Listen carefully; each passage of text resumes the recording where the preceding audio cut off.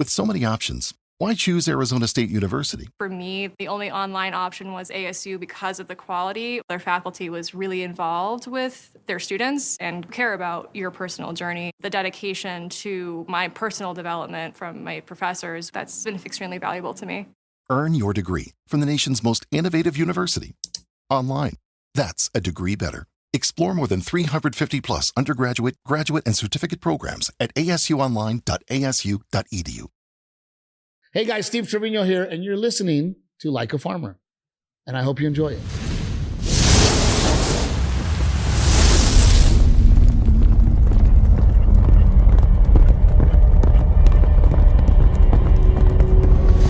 Steve, yeah. Boom. I had to clap. I know the deal. Steve Trevino in the house. Dude, I'm actually really excited. You're going to teach me a lot today because I'm just trying to wrap my head around. I was at the rodeo last night, dude, and I kept on seeing your face all over the place promoting, MGM and what you're doing. You got 3 nights in Vegas. 3 nights, Thursday, Friday, Saturday. We flew in a day early, have a little husband and wife time. Vegas is my, NFR. Texas meets Vegas. I love Texas. I love Vegas. It's the perfect combination. Do you ever have one of those like moments where it's like, damn, how did I? Because I'm just assuming, and that's why you're going to be teaching me a lot today. I'm assuming you doing 3 nights at MGM is like a big deal, but maybe you're used to it. But like, at what point it's just like, damn, I've made it. I don't ever feel like I've made it, but there was a moment this year where we did a European tour, and man, when I tell you I'm a country boy, I'm a country boy. I mean, I grew up in a town of 2,000 people, and I always had big dreams. I always had big dreams of like, I'd lay at night and think about, man, one day I'm gonna do comedy, I'm gonna do this, I'm gonna do that, I'm gonna go on the road, I'm gonna see every city in America. But the other side of the world was not on my radar. Does that make sense? It does, yeah. Like it just, that wasn't part of my dream because my world wasn't that big. And this year we did Europe and sold every single show out. Not to mention my wife and I would be like walking down the street and they'd be like, oh my God, Steve Trevino, or oh my God, what are you doing here? And like getting recognized on the streets. And I mean, there was a moment where I literally cried in Europe because I was just like, what's happening? You know what I mean? Like this is bigger than what I thought, right? And Vegas for me, and I always try to be very, very, very honest. I would do Vegas all the time, and I would do the Brad Garrett Comedy Club. And Brad Garrett would pay me $2,500, and it was Monday through Sunday. And I'd be here for an entire week, and it was the best thing that ever happened to me. I'm like, oh my God, we're in Vegas, and my face is on the billboard for MGM, and holy moly, this is awesome. So that right there was enough for me. That right there was like, I'm doing Vegas. Yeah. Family come out and see me, and Renee and my wife and I we'd have to go to the grocery store because we'd be here for a week, and we'd get ramen noodles, and we'd get $2,500 is not a lot of money to be here for an entire week, so we'd have to figure it out. Then they give you the employee dining card. Yeah. So I'd sneak Renee and I'd sneak my wife and like, come on, baby, like let's go.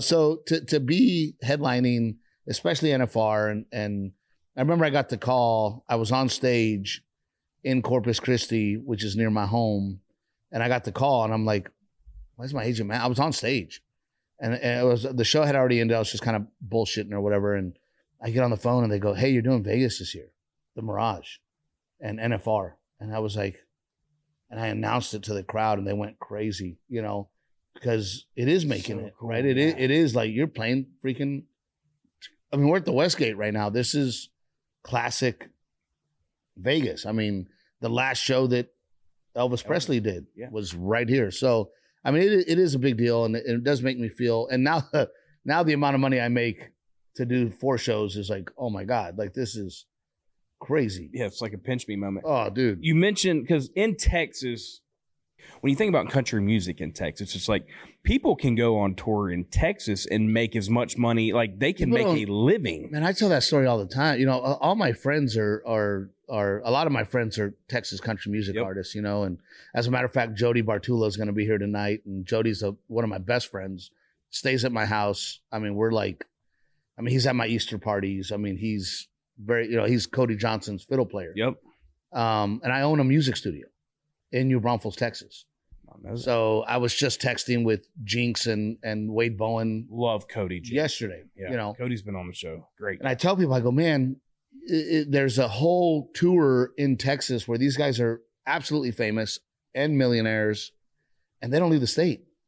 You know, and if they do leave the state, it costs them money to perform because nobody wants to go see them because nobody knows them. But Texas is its own. We're our own thing. And here's a little tidbit for the podcast folks. Nashville had given up on Texas artists. You know about that? No, I'm just assuming so. Because, you know, Pat Green was the biggest thing in the world. Yep.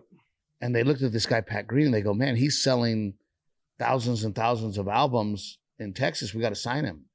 Well, when they sign him, Texas turned their back on him. And nobody bought albums.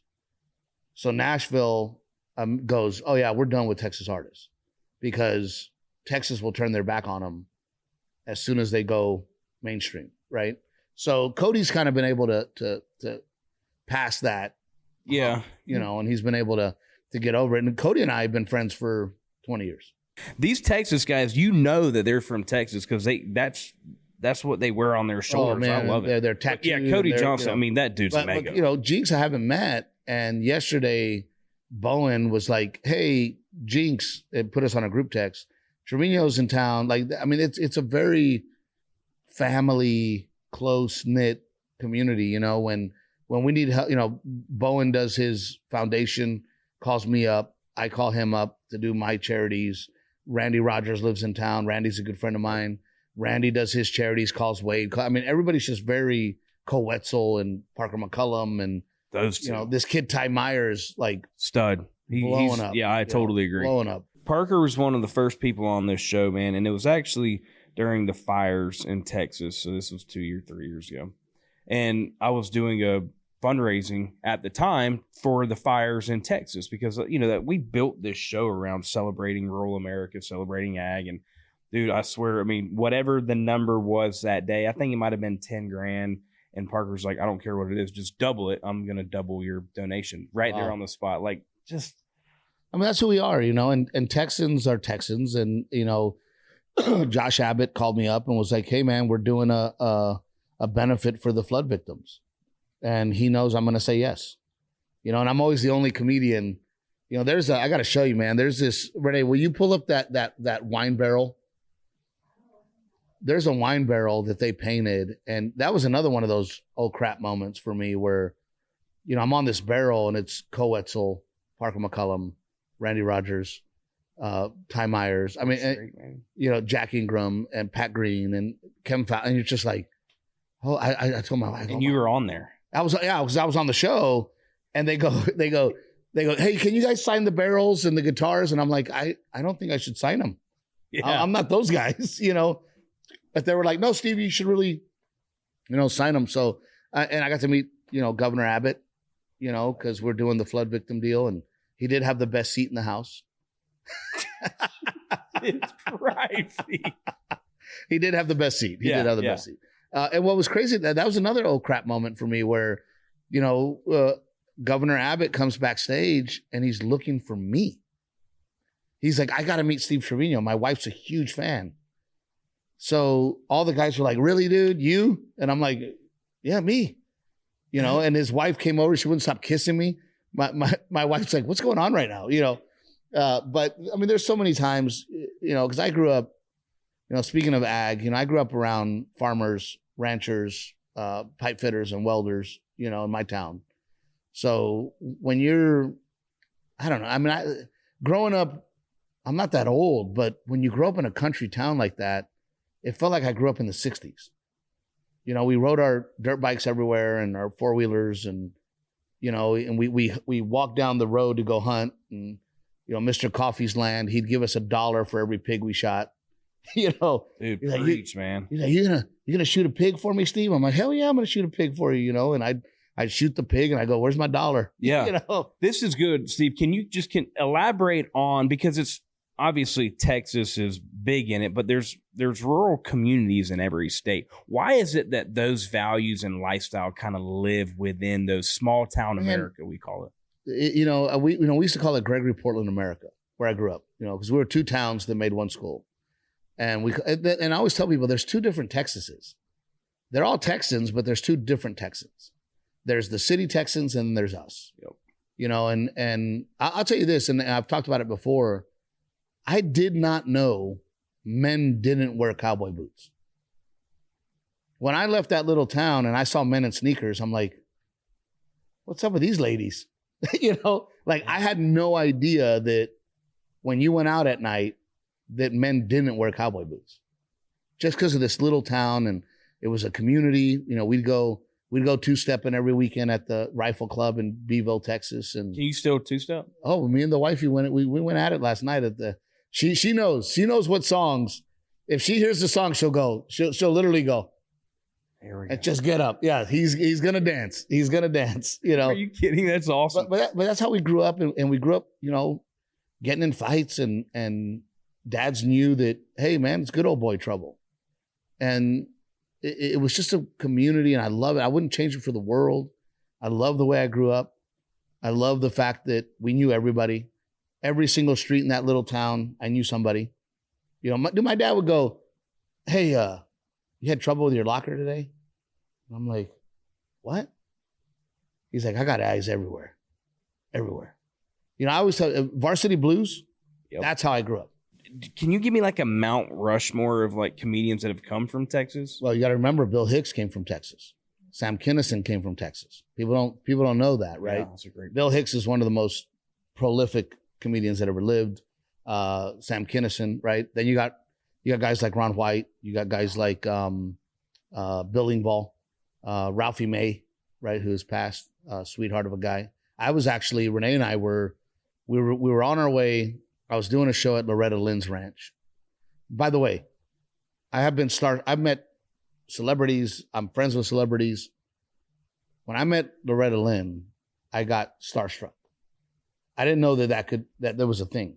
Something took over my body where I was just like, because I would watch Coal Miner's Daughter over and over and over, because I thought if she can make it from Podunk, Kentucky, then I can make it. Like, that was very inspirational for me. Yeah. So I got to perform at Loretta Lynn's ranch. I've become very good friends with her family. God rest her soul. And we got to meet her, and she's kissing my son on the lips, and she wouldn't let us go. She was like, no. And they're like, okay, y'all got to move on. And Loretta's like, no, they don't. Like, I want this little boy here. And I'm freaking out, but there's so many great comedians that come out of Texas. And I admire the guys that have been able to make it in this business and still have a wife and still have a family and kids. And that's very important to me. But I think that's that small town, the way I grew up, the way life was for me. I want that. I want to be able to have a career and a wife and kids. People go, hey man, you live in Texas. Do you go to the mothership? And I'm like, why would I go there? I'm coaching Little League. I'm riding horses with my daughter. I don't have time to go to freaking mothership, But Ron White, I'm trying to think who else is from Texas. I would put, probably Bill Hicks and Kinison, Ron White, Ralphie May. Those are all guys that, and Bill Engvall's from there too. Bill's an amazing comic. And monsters. I want to go back because one of the great things that, and I can't believe you haven't been on the show before. Because number one, you're very successful in what you do, but first and foremost, which I'm a huge fan of, is you're a family man. And you're like, you've said Mr. Renee's name 15 times already, because that's who you are. Is that just because of how you were raised, or how did that get instilled to you as being like a family man first? Because you're right. Whether you do what you do, you're an athlete, you're a musician, it's hard to have families. It just is. It's almost impossible. Yeah. We have our ups and downs because of it, right? But, it's very important to me. And I guess the hometown, and when I moved to LA, I thought that's what I wanted. oh man, I'm going to go over there and it's going to be Hollywood and and I did, man. I got into the party scene and I was running around with some famous people and we'd go do some cool stuff. And I quickly realized like, this is not me. I am the only guy out here with cowboy boots, and they'd make fun. The funny part is they'd all make fun of me. Oh, here comes Trevino and his shit kickers and your belt buckle. And now they're all in Texas. Yeah. Now they're all wearing belt buckles. Now they're all wearing cowboy boots, and I'm like, well, F you guys, man. Like, yeah, and you guys are all posers. I'm real, Yeah. But it's just whatever is ingrained in you when you grow up in that small town. I mean, dude, we'd run the combines for the farmers and we'd make $3 an hour. And that football coach would be like, Trevino, come here. I got a job for you, boy. You're going to go over there and work for the Flurkies. And you're gonna ride the combine. That's oh yes, sir. I'm on it. $3 an hour. I'm like, oh, $3 an hour, And we'd run the combines for those guys, and I don't know, man. There's just something about the rural country life. I tell people, I go, man, where I grew up, the men, my dad and all these men, real men, they would look down on guys that spent money. I used to laugh, somebody roll up in a new truck and my dad be like, oh shit. Look who's got, my grandpa, look who's got money. What about their kids? Is they got college? He's over there spending money on a new truck. Look, yeah. I mean, that's how we grew up, Like, look who's fancy. Yeah. My granddad said, Pat, you've had more trucks in your lifetime than I ever have. And, he's an old guy. And like, dude, that's so funny. That is spot on. But that's how, but and I always tell people, in the rural parts of America, Texas, we were all equal. Because all you needed was a pair of boots, a pair of jeans, and a t-shirt. And that's what everybody wore. So, you go to the city and the Nikes and the Jordans and the fancy clothes. And we didn't need that. So even the poor people could afford cowboy boots, jeans, and a t-shirt. So we were all the same, and the values that you grow up with, with my dad and my uncles and their attitude towards, how you're supposed to be. A man's supposed to sacrifice. A man's supposed to drive an old pickup truck. I'm driving a 2015 Chevy Silverado. That's what I drive. And people in my neighborhood go, Steve, you can afford a nice truck. And I go, but do I need it? So even now, it's so ingrained. On the flip side, Steve, and this is one of the main reasons why we started the show is, we're from it, we get it. And the biggest thing is being authentic, especially when you get into this now, especially in country music. But everybody wants to be in this lifestyle now. Everybody wants to wear boots. Everybody wants to drive a pickup truck. Everybody wants to listen to country music. Like, why is that? From your point of view, like, why now is this lifestyle, which I'm fine with, why is it now so popular? I sit here and say COVID made, Sheridan, what he's doing, Yellowstone made it. But I laugh because it's like, all the things that these city folk made fun of me for, they're all doing. And all these city people, they want chickens and I'm like, I kill deer every year and eat them. I've been eating grass fed. You know what I mean? Yeah. Like, I'm eating deer that are free range and now all of a sudden it's the cool thing to do. And it's like, so we were right all along and we got to go back to those days and we got to go back to, I had my jujitsu coach. I do jujitsu and he comes twice. Yesterday he goes, hey man, can I take a deer? I go, yeah, man, take one, So I go, can you make sure you get your license, right? Because I'm not a poacher, right? Bro, we get the license.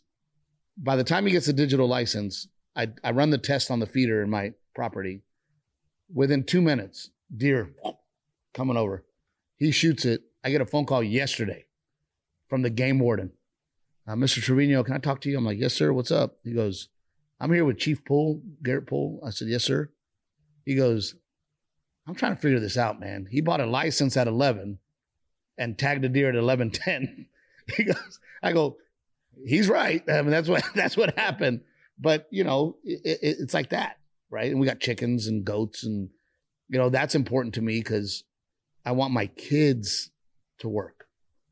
I want my son to have responsibilities. I want my son to do things. And, you know, he gets called rich kid and he gets, oh, daddy's on Netflix. And I tell him, I said, boy, I said, we earn everything we got. And I want to instill those values into my son. But it's weird, man, to see these people look at us and go, oh man, I want, you know, the cowboy boots. I want the belt buckle, unearned, you know, and I don't know where it's coming from. I mean, I think it's great. I don't have a problem with it. I equate it to, have you ever been to Hawaii? I actually have not. So I had the opportunity to perform in Hawaii, and the Hawaiians are so welcoming and such a community, and they have their own thing.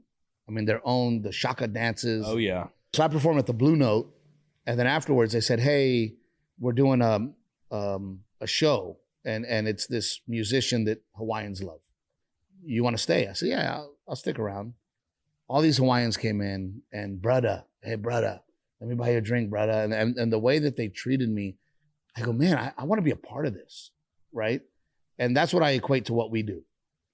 People see how we are, and the yes sirs and the no sirs and the yes ma'ams and the no ma'ams and the opening the door and taking off our hat, and they see it and they go, I'm in. This is cool. I said that. I understand how you guys live and you want to be a part of it. So I used to hate them. I used to be like, oh, here comes these freaking Californians to Texas, or, you know, here comes, you know, they want to vulture our culture. And, you know, but now I look at it and I go, I get it, because I wanted to be part of Hawaii. The way that these Hawaiians live their life with the nature and the world. And I went, man, I think I'm in. So I get it, right? Yeah. What we do is, in my opinion, the right way. I love that. You down to play a game? I'm always down to play games. My wife plays games every day. It's called. They're manipulative, but they're games. Yeah. Give them the boot presented by TECOVAS, okay? Right. I have a code for you to get a brand new pair of boots, Steve. Yeah. So you're going to have to pull the questions out of this boot. I actually like this one because it's kind of worn in a little bit. You can give one of the questions the boot, meaning you don't have to answer it, but who doesn't? You just need to answer all of them. I'll answer them all. They're Okay, in the here boot. we go. Question number one. Give them the boot. Tell us about the first time you failed doing stand-up. Yeah. I have failed maybe 2 times. I used to not say this, but now I do because I don't care. Comedy's so easy to me. Like I've never, you hear comics and they go, oh, you gotta eat it on stage for a long time. I never did. But one time, very early on in my career, I invited my stepmom, I always tell people, my stepmom is a saint. She's the old lady in the dress to the ankles, the Catholic daughters. She is a pillar of the community, always praying. I've seen her have a drink in her hand maybe once, So I'm doing this show in town in Corpus, and she brings her friends she was a nurse. She brings her friends, and it was every dick joke and it was the most uncomfortable. And all her friends are like, you brought us out for this, right? And it was the most uncomfortable feeling. And that was one of the only times that I really ate it on stage. But I used to watch guys. I'd be at the Comedy Store and I'd watch these guys and I'm like, if I did that every night, I'd quit. I don't know how these guys, they eat it night after night after night. And then they walk off stage, and I think they were crazy people because they would go, oh, that was great, right? And I'm like, were you not there? Did you not see what happened? So I've only had one time where it was bad, and it was in front of my stepmom and her friends. And I'm just like, and she was so sweet. She's like, well, maybe comedy's not your thing, but I kept going. And that was one of the only times, but I've been very lucky that stand-up's very easy to me. I whether there's 10 people or 50 people or 5,000, I always got a laugh. That night I got 0 laughs. Oh, when did you start doing the stand-up? As a kid, I was elementary school talent show. So you knew from the get-go that's what I'm gonna do. Yeah. And that's another thing that's crazy is to do what I do from where I'm from is almost impossible. There wasn't a comedy club. Houston was 3 hours away. San Antonio was 3 hours away. That's the nearest comedy club. And when you grow up to put things into perspective, I perform nightly in front of more people that lived in my town. That's crazy. That is. Yeah. I live in a town of 2,000 people. I'm doing theaters of 2,000 people, 3,000 people. More people than lived in my town. Yeah. So for me to do what I did from where I did it, ignorance is bliss. I didn't know any better. My cousin calls me up. He goes, hey, man, I live across the street from a comedy club here in Dallas. I said, I'm on my way. And that was it. That was the first comedy club. Like, I'm on my way. And I'm driving over there. I got like $400 in my pocket and driving out there. And I'm like, man, Dallas is far. I'd never been on a plane. I'd never been anywhere. And I started driving to Dallas. I'm like, man, it's just 7 hours away from where I grew up. Like, holy crap. I get there and I walk into the comedy club and I'm like, hey, I'm a comedian and I need to be on your stage. And they're like, great, work the door. And that was it. Dude, that is a great story. Yep. Wow. All right, question number 2. What is your dream job? Well, stand-up comedy, obviously. But people ask, I've been kind of really thinking about this one. I think I would like to be a coach. Like a football coach? Baseball coach. Baseball coach. You know, I love coaching my son. I love these kids. And you know, I've been coaching my son since he was 4. And I go to his school and volunteer and hang out. And man, to see these kids be like, Coach Steve, hey, Coach Steve. Hey, I mean, it just melts my heart, man. And I love it. And I love being a part of these kids and hanging out with them and watching them grow. And I get to know each one of them. You know, I get to know what they like and what they dislike. And it's so much fun to have a connection with each kid, a special connect. You know, I know who their favorite baseball team is. I know what motivates them. I know, you know, there's some kids where, you know, the other coach will be like just yelling at that kid. And I'm just like, hey, man, that kid doesn't respond well to that because I know him. I know him for real. He does not respond to you. Some kids do, right? When you're on their ass, yeah. I go, that kid doesn't. So I know each one of these kids. And if I could, I'd coach. Damn. Yeah. Now it runs in the family too because of you. Before we went live, Yankees. My cousin, he played was for the Yankees, right? He played for the Yankees. Now he's with the Reds. So we're a baseball family. My sister, my dad goes, because my son is exceptional, and I'm not just saying that because he's my son. He's exceptional at baseball. And my dad goes, well, I guess it skips a generation. I go, dude, my dad is the most hardcore man. Most blunt. I always tell you, I'm like, I don't need pleases and thank yous because I didn't grow up with that. Yeah. You know, tell me what you need. Let's go. And that's another thing from being rural and growing up country. And you know, the dads are hard and they're tough love. And then my dad goes, it's implied. I'm like, all right, yes, I got you. It's, you know, God, Dad, can you say thank you for what? You know, Dad, can you say you love me for what? So you can take advantage of me? You know, like. So, you know, but I'd love to coach. And I think that, you know, I opened up a baseball facility in New Braunfels. And if it ever comes up where I can actually retire from comedy, I'd love to start coaching baseball at that facility, you know. Damn. And being part of the kids. And I love teaching. My dad wanted me to be a game warden. Ooh. My dad had big plans for me. You're going to the military and then you're going to be a game warden. And I'm like, oh, sorry to let you down, buddy. I'm telling dick jokes in Vegas. That's what I'm doing. I think there's 2 more in there. Oh, funniest fishing story. Oh man, my dad and my uncle. My Uncle Oscar. We're on our fishing boat. I mean, I grew up, you know, fishing the Corpus Christi Bay, you know, catching redfish, trout, you know, and we'd go all the time. And my dad and my uncle, man, they'd get at it, you know. And I don't know if you know anything about you're from Tampa, so you know the bay's shallow, right? Yep. It's not deep. And they get into an argument. And my dad's like, I don't give a shit. And you get the fuck out of here. You know, my uncle's like, I'm tired of your shit. And my dad's like, get off my fucking boat. And my uncle's like, I'll get off your damn boat. I don't need your bullshit, you know. And so he gets off the boat and he's got his tackle box and his fishing pole and he's walking through the bay. And I'm like, Dad, go pick him up. Fuck that son of a bitch. He can get the fuck, you know. And here he goes, walking through the bay to go to the shore. And I'm like, Dad, like, go pick him up. That fuck him, you know. And we're just sitting there uncomfortable. I'm uncomfortable. My dad's like, get the hell out of here, Oscar. And he's like, I'm leaving anyway. And he's got And he's wading through the damn water. And I'm just dying because I'm just like, these dudes are like savages, bro.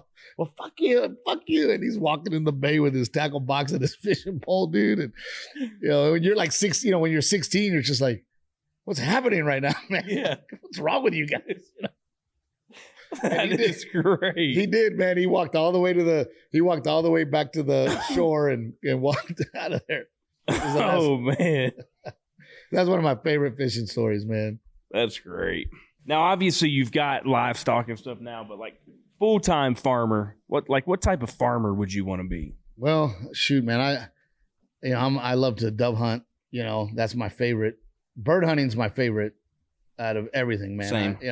I'll sit in a stand and Texas, we get to feed and you sit in a deer stand and Yeah. you wait for the deer to come out and that's very peaceful and relaxing. But I'm a busybody. I like to move. I like 100%. to, so bird hunting is my favorite. I'd probably grow sunflowers just to bring them dove in,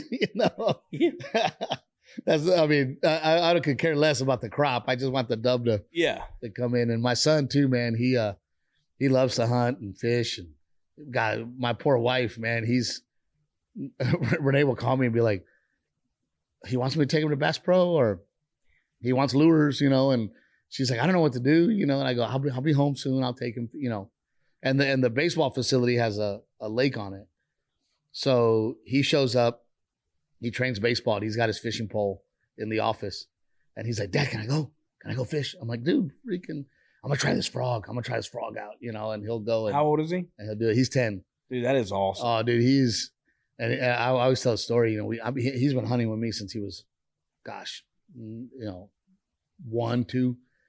My wife hates hunting. My wife is not a hunter, but love to hunt. And if I were a farmer, I definitely sunflowers so that those birds can fly in and I can pop them, Yeah. And so he was like 3. And my son's, he's been talking forever because I think we talk a lot. And we'd be in the stand, and anything that came out, Dad, shoot it. I'm like, buddy, it's not turkey season, No, Dad, shoot them. Dad, shoot, does would come. I go, but we're not shooting does today, Dad, shoot it. I mean, and I thought to myself, I'm raising a savage over here. Like this kid, Dad, shoot it. Can you kill it? Shoot it, And I was 3 years old. I'm like, God dang, dude, this kid wants to kill everything. So one day we're sitting there in the stand and this pig comes out and he's like, Dad, that pig, shoot it. Well, right behind it are these little piglets. And he goes, don't shoot it. That's a mama. And I was like, at that moment, I was like, thank God that this kid has a heart. Like, this kid's a savage, bro. And then finally he's like, Dad, it has babies. Yeah, we shouldn't do that. And I go, well, son, we should shoot her because then I kill all of them. I go, we got to get rid of them. I go, I'm glad you have a heart, but we really got to kill mama because then that'll kill the piglets.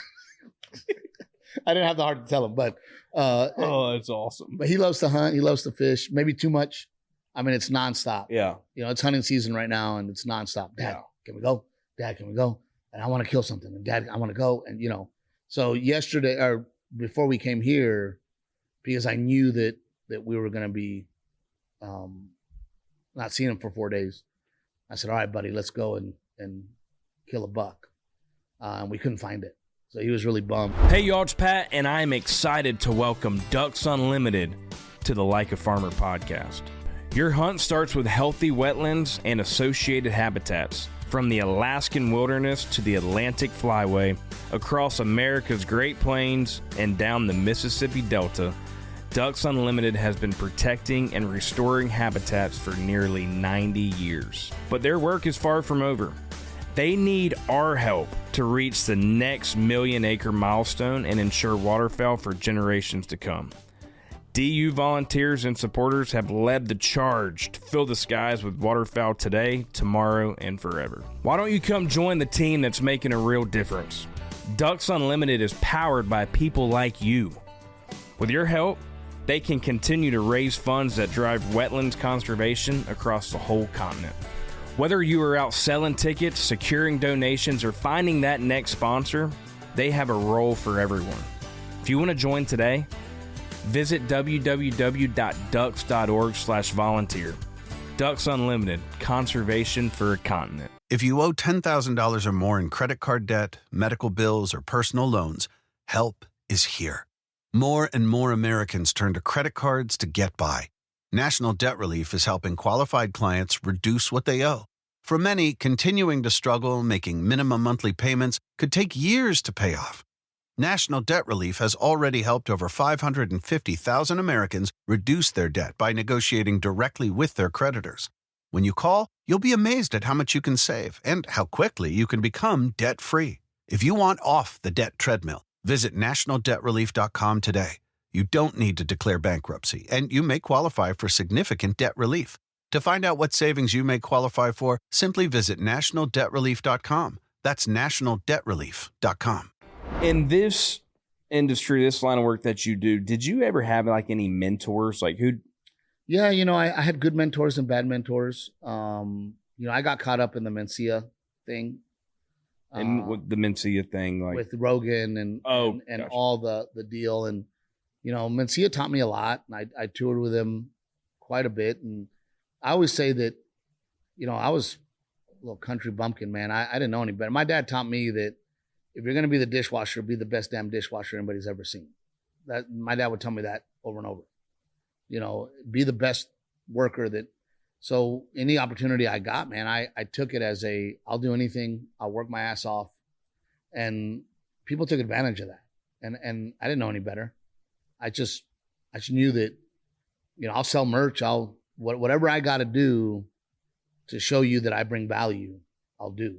And I would say that, I was a kid when I met Mencia and he saw that in me. And I mean, shoot, I'd be in San Jose on a Friday night doing shows with him. And then he'd run out of merch and go, hey, drive to LA, pick up the merch and bring it back. And you're talking about an 8-hour drive. Yeah. So I would leave, drive all the way to LA, pick up the merch, drive all the way back, do shows, and he'd pay me $0, not $1. But I didn't know any better. So I've always told myself that, did I learn a lot from Mencia? Yes. Were there a lot of valuable things that he taught me? Yes. But I also learned how not to be. I always told myself, I'm not going to be that. I'm not going to take advantage of some hungry kid that wants it so bad that he's willing to do anything, right? So Mencia was a big mentor of mine, and he's he understands comedy. He's a brilliant teacher. So I learned a lot from the man, but I also learned how not to be. Yeah. And again, it's that blue collar. It's that, my dad is a pipe fitter welder. My dad woke up every day at 4 a.m. to be at work by 5. Blue collar. Hardworking dude. And I always took a blue collar approach to stand up. And I said, I'm going to outwork everybody. I'll do more shows. I'll do whatever it takes. And I like to mentor young guys, but it's changed, man. I mean, these young cats, they got attitudes and where am I staying and how much am I making? And I'm like, dude, I slept in my car. I drove from Palm Beach, Florida to LA every Christmas so that I could help Mencia deliver his merchandise, So these young cats, I go, or they'll hit me up on Instagram. Hey man, love to open for you. I don't know you. Come hang out. Yeah. Come say hello. Come, I had to hang out. I'd stand outside the green room uncomfortable, just hoping that they would say hi to me. Hoping that, when I was working the door, Larry the cable guy and all these guys would come in and I'm like, hey, you need a ride? You need me to take you somewhere? You want me to sell your merch? I mean, I was there to freaking do whatever they needed. And these young cats are like, oh, I can't open for you? Then I'm not coming. And it's like, who do you think you are? Damn. I'm like, hey, I'm going to take you on the road. Oh, how much money am I making? Do I get my own room? And I'm like, these are questions I never asked. I never asked how much money I was making. I never asked where I'm staying. Somebody said, come open for me. I'm on my way. Yeah. You got it. I'll be there. What do you need? You need me to get you something? You need me to, you need me to sell merch? What do you want me to do? And these young guys, man, it's unbelievable. Just the attitude and with the social media. Yep. Nonstop. Can I open for you? Hey, I live in Vegas. I probably got 5 messages in my Instagram right now. I live in Vegas. I'd love to open for you. I don't know you, man. Come say hi. Who did you open for when you were on the? I got to, well, Like on some. everybody, because I became the house MC for the Addison Improv, Dallas Improv. So, I mean, from Bill Bellamy to Chappelle to That's awesome. Larry the Cable Guy to Don DC Curry to, I mean, at that, Ralphie was an opening act for Jay Moore. I opened for Jay Moore. I mean, you name it, I opened for him because every week I was the house MC. You know, and that was another thing. I went up to the manager and I said, hey, I said, you pay, I go, how much do you pay the opener? He goes, well, we pay the opener $400 for the week. I said, I tell you what, I'll answer phones. I'll take comics to the radio. I'll pick them up at the airport. I'll sell tickets. I'll work the door. Let me open, and I'll do all of that for $400 a week. And the manager was like, really? I go, I'll do it all for $400 a week, as long as you let me host. So I was at that club from 6 in till 10 o'clock at night, 12 o'clock at night, depending on the shows, for $400 a week. And I was working 7 days a week but I go, whatever it takes. I just want to open. Let me open, and I'll do it for $400 a week. And I'll answer phones, and I'll work the door, and I'll work the sound, and I'll do whatever it takes. And that's how I got in. I mean, so I got to open for everybody. I mean, Larry's one of my favorite stories. You know, Dan Whitney, actually, he's probably in town. His son rides bulls. Yep. Yeah, I got to reach out to him. But he came through town. I mean, he was a $1,500 a week act when I met him. Nobody was coming to see him. And I remember sitting in the sound booth going, this guy's the funniest dude I've ever seen. How is this guy not famous? He's freaking hilarious. But man, Steve, pick me up tomorrow. Let's go ride go-karts. Pick me up tomorrow. Let's go do this. And I mean, I'd pick him up and we'd go hang out, and because you're there for a week, right? And tomorrow, pick me up. All right, man. Tom Wilson, who is Biff, he goes, meet me at my room tomorrow morning. I'm like, yes, sir. I'll be there. I show up, got my little car, and I go, what do you want to do? And he goes, I want to go to Dealey Plaza, Dallas, right? I'm like, great, man. I'll take us. He goes, no, we'll take the bus. And me and Biff from Back to the Future are figuring out how to take the bus to Dealey Plaza together and just hanging out. That's unbelievable. I'm walking through the airport 5-6 years later, and I hear Trevino, and it's Biff. It's Tom Wilson. Hey, man, where are you headed? Oh, man, I'm going to Tampa or Fort Lauderdale or whatever. He's like, oh, man, I'm on my way to, Ohio. I'm, oh, okay. I walked off, and I'm like, does Biff know me?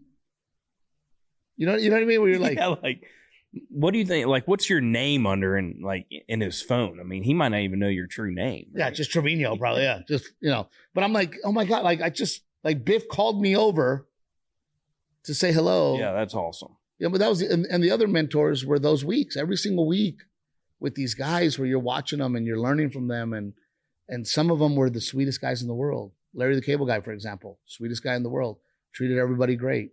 Tom Wilson treated everybody great. Mark Curry from Hanging with Mr. Cooper treated everybody great. But then there was guys where they treat everybody like shit. And I would go, I'm not going to be that guy. There's no way I'm that guy. I want to be that guy. Yeah. So what I do when I do a comedy club, Saturday night, I gather all the staff.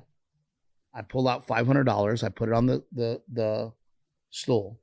And I go, all right, we're going to play a game. Somebody's going to win $500. And I flip a coin and we do the heads or tails game. And then somebody wins. And then I go, you can buy yourself back in 3 times, 2 for $5, the third one for 10. So there's usually $1,000 there and somebody will win the $1,000. And I always tell them the story. I go, I got to tell you a story before we play the game. I worked at a comedy club too. And a lot of these comics were pieces of shit. I don't want to be that guy. And let's have a little fun together. And I give away $1,000 every Saturday night. Dude, that is awesome. Yeah, it's fun. You should have done that game on the show. Yeah. Renee will take the $1,000. Speaking of Mr. Renee over there, y'all have y'all's own podcast. Yep. Steve Captain Evil. It is our 1 hour a week that life slows down. I tell people, I never wanted to do a podcast. COVID hit. I got extremely depressed, which when you grow up rural and country, depression's not real. Yeah. Correct. Yeah. Well, what's wrong with you? Well, you pussy. You know. Yeah. That I'm depressed. This guy's depressed. You know. Yeah. What are you talking about depressed? And he has feelings. What the hell's wrong with him? You know. But I was down and you know, you got to keep in mind, I've been on the road since I was 20, every single weekend.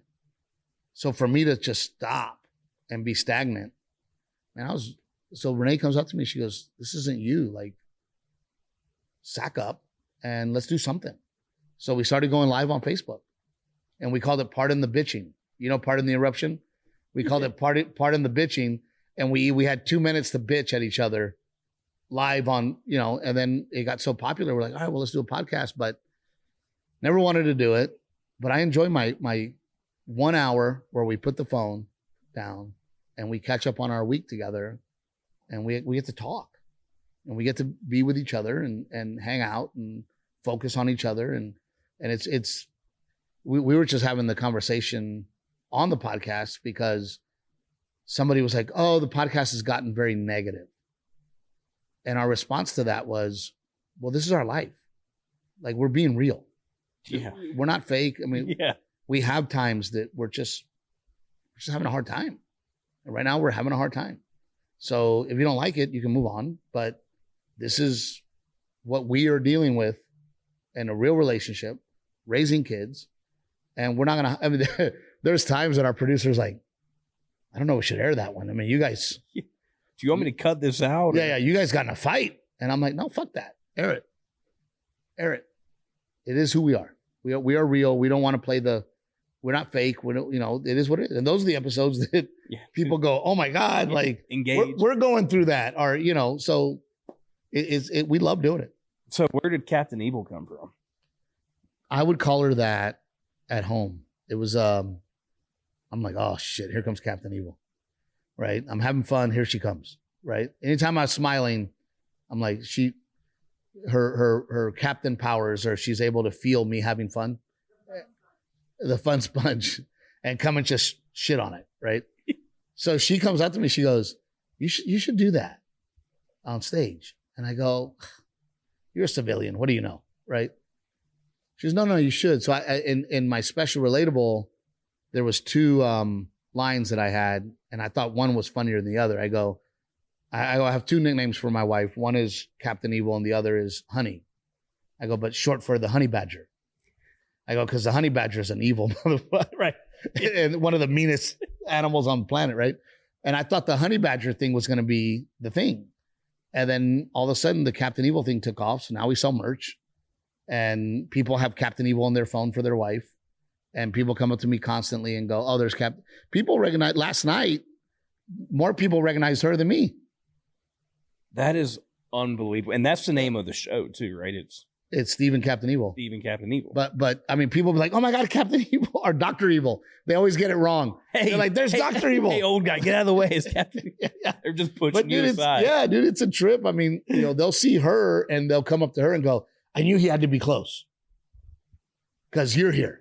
Yeah. You know, and we're always together. Yeah. And we fight like freaking savages and we love like savages. I mean, we are together all the time. If somebody calls me, they're like, hi, Renee. They already know she's with me. They, you know, so she's the star of the show. After the show, people rather take pictures with her than me. Yeah. And it was all from the Captain Evil, you know, me just, it was a line. Said it. I didn't even think anything of it. And now we sell merch. That is awesome. Yep. What other things do you have coming down the pipeline? Like anything exciting outside of, obviously you're killing it in stand up, but you know, well, I mean, any projects you're working on, or you know, I'm working on a sitcom called Travel Ball. It's about travel baseball and the drama and the bullshit. And think of Yellowstone, but instead of cowboys and horses, it's travel baseball. Yeah. So it's drama, comedy, you know. Working on a cartoon. These producers, I got to show you, I think you'll think it's really funny. These producers started making a cartoon, and I think that could be a way, you know, we're going to try to sell that as a sitcom. But so is the sitcom the Travel Ball? Like, are you in it? Yeah. What, are you the coach? I am one of the coaches. Yes. I mean, stand-up's what pays the bills. Yeah. Right. And we did the Netflix special. And again, Hollywood does not like us. Hollywood does not want anything to do with us. And it's unfortunate, right? Because here I put my special, Simple Man. Again, family, growing up, my dad, my wife, right? God. I talk about praying, top 5. I was top 5 stand-up specials of all time last year. Top 5, right? Thank you, sir. I beat Hell yeah. all the big guys. I beat them, right? Netflix has not made me another offer to get another one. Because you have a Netflix special. I have a Netflix special called Simple Man. It was the only one to stay at number 2. And the only reason I didn't make number 1 is because at that week, The Gentleman came out. Yeah. But I was number 2 and stayed there longer than any other special. I am top 5 numbers wise. And they didn't offer you a number, because that's the thing, right? I didn't get another one. And people have, obviously, right? Especially if you're doing stuff like that. Here's how crazy it is. I have done so many millions of views and got 0 offers back. There are guys that I know, because we have the numbers, who didn't even break 1 million, and they got offers, and they're doing another one. I did not get another one. And you have to ask, well, why? Right? Why do I not? I mean, it's math, right? I mean, I don't care if you like me or not. Yeah. I sell tickets, right? We are top 5. I beat, there was 40 specials that came out last year. I beat 35 of them. All the 35 that I beat are all getting offers again. So why is that though? I mean, you try to figure it out, right? And you sit there and you go, well, I don't know. I mean, I promote family, I promote God, I promote loving this country. I ended up on Prime, and at one point they go, can Steve not thank the troops at the end? Jesus. Can we edit that out? It's too political. And I'm like, how is thanking the men and women who serve political, right? So you have to wonder, is it because I'm conservative, right? Is it because I love this country? Is it because I promote family? Is it because I promote God? Is that it? It has to be, because I don't know what else. Numbers are the numbers. I mean, yeah. The numbers are the numbers. So, we're working on the hour that I'm doing. Hopefully you'll come by and see the show. The hour I'm doing right now, I'm so proud of it, and it's so great. And again, promotes family, promotes God, promotes this country, love for this country. And we're hoping to find a home for it, but Netflix said no. And Netflix has not offered another one. Damn. And you have to wonder why. Yeah. You have to go, well, is it because I wear cowboy boots? Is it because I love this country? Is it because I love God? Is it because I promote family? I don't know.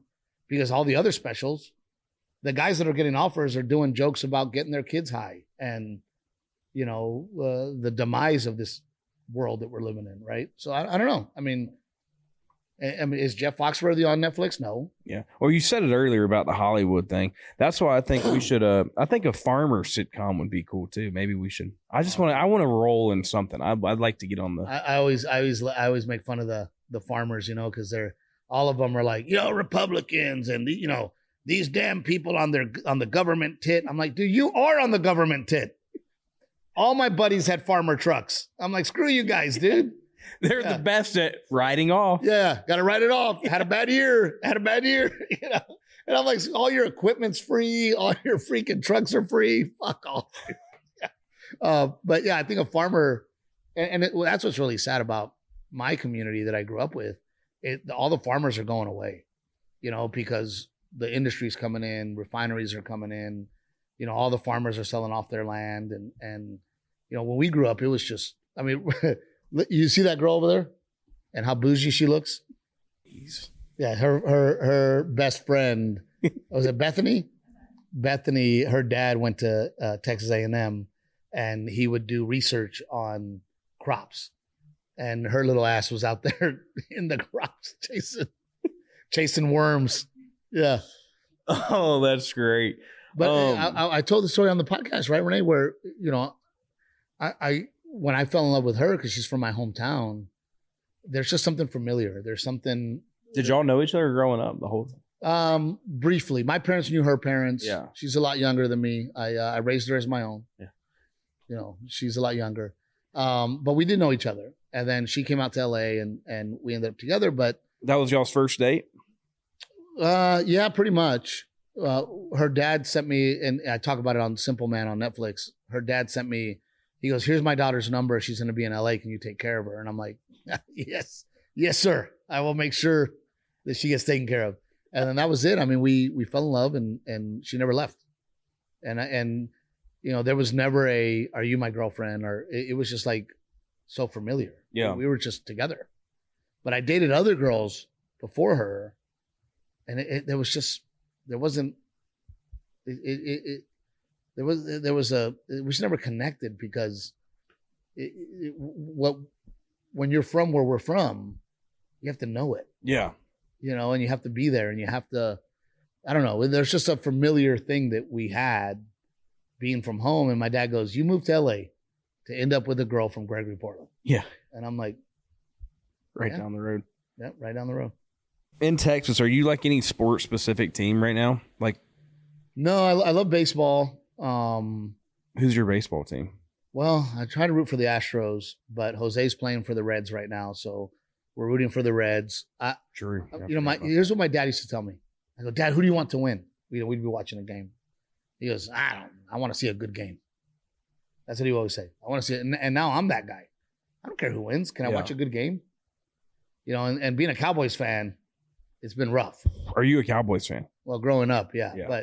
But man, I'll be honest with you, and I hope this inspires people, and I hope it inspires you. She sat me down, and she goes, you spend all day Saturday watching football. You spend all day Sunday watching football. She goes, isn't there something better you could be doing? And then when I had my kids, I don't want to be sitting there watching football all Saturday or all Sunday. I want to be with my kids. I want to be hanging out. I want to play football with my son. I want to throw the ball with him. I want to hang out with him. And I'm not going to let, and when you think about it, like, these are kids. These are 20-something-year-old kids that I'm sitting here going, please win for me. It's silly. I'd much rather be. That's actually, you hit it right on the head. I mean, because truly all day Saturday, all day Sunday. And now I don't. I could care less if I watch a game or not. I'm with my son. I'm with my daughter. I'm outside. I'm playing ball with my kids. I could care less about fantasy football anymore. And I'd much rather be with my family than sitting on the couch watching football all day. Yeah.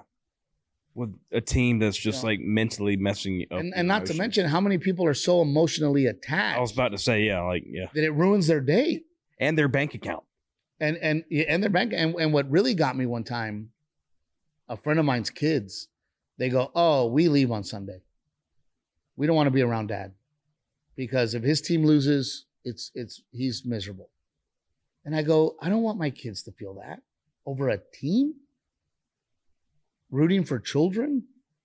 I don't want my kids to go, oh, Dad's miserable on Sunday because the Cowboys lost again. Cowboys lost again. Yeah, especially as a Cowboys fan. Yeah, I mean, every Sunday is going to suck.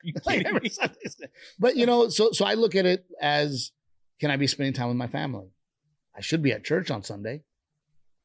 I shouldn't be sitting there looking forward to everybody leave me alone. Now I got to root for 20-somethings. Yeah. I mean. No, you're spot on. If we go to a live game, we like that. We go to baseball games, but I'm with my son, with my family. We're watching the game together. But just to sit there all day, I ain't doing it anymore. Not happening. And I hope it inspires other dads. And I hope other dads hear what I say and go, oh, yeah, you know what? I actually do that. Yeah, what the hell am I doing? Yeah, it's actually a good point. Spending an entire Saturday doing nothing but watching the games? What are you accomplishing? My philosophy in life is, what did I do today to make my life better for tomorrow? That's how I live my life. Damn. We might have to end on that. Yeah. That was, before I let you go, because I know you're about to do 3 days of stand-up, which still flowers. That's awesome. We're in Vegas. You gamble a little bit because there's some gambling ties in the family as well. than just baseball. Is that correct? No. People think that, and that guy, for whatever reason, said he's related. He's not. Yeah. Okay, so the poker player. Yeah. He said that he was related. Yeah. No, I love to play craps. Dude, that is hilarious. I played craps till 3 a.m. last night, Renee? Yeah. I love to play craps. I love Vegas. I love to gamble. I love to be at the tables, hanging out, high-fiving. Craps is my game. It's the only game in Vegas or any casino that the player actually has an advantage. So I love to play craps. I love to I always tell people Vegas is my favorite, especially during NFR, because Texas meets Vegas. I love Texas and I love Vegas. I get to wear all my felts. I brought all I don't spend a lot of money on things, but I have badass cowboy hats. So I'm like, I can't wait. See this one? It has a pocket knife. Oh, look at that. Hey. Is that badass? Another sponsor of the show, Case Knives. Really? Dude, what a great knife this is. Isn't that cool? I haven't seen this case before. I actually like that a lot. And when you think about NFR week in Vegas, it's the safest place. Dude, yeah, show that right there. That's Isn't that awesome. That is cool. And there's a little secret pocket in there to hide money. I call it the gambler, and it has the dice. Is that just custom made? Who made Custom made, yes, sir. Custom made. Did you have to check that? Like, because you know how many the TSA agents have. Well, I check it in my check luggage, and then when I get here, I put it back in my. And of course, I got my other case right here. There you go.